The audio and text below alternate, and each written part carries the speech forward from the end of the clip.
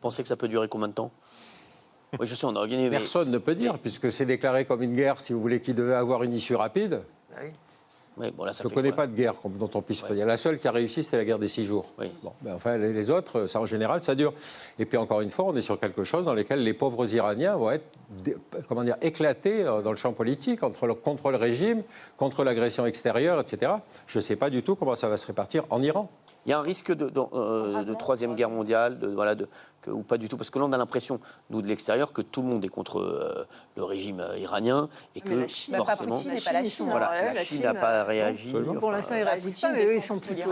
Voilà, Ni les Russes ni les Chinois ne sont prêts à soutenir une guerre qui terminerait ce régime iranien. Ce n'est pas qu'ils soutiennent politiquement, c'est qu'ils considèrent que sur le champ géostratégique mondial, effectivement, que les États-Unis puissent faire la police par les moyens militaires de cette manière-là, doivent manifester une certaine forme de solidarité. Bon, voilà. Poutine n'a pas vraiment les moyens, parce qu'il est sur son front ukrainien, là. Oui, bien sûr. Et donc, vous voyez, encore une fois, nous, les médias vont indiquer le calendrier. Comme là, ça vient de commencer, on va s'intéresser au Moyen-Orient. Mais sur l'Ukraine, ça continue, effectivement. Bien sûr. Les massacres à Gaza se poursuivent également, je tiens à le signaler quand même. Il y a eu 30 morts hier encore. Ça veut dire que, si vous voulez, le champ médiatique n'est pas le champ stratégique. Le champ médiatique permet de détourner l'attention et de dire, regardez, ce qui est en train de se passer là-bas, c'est grave.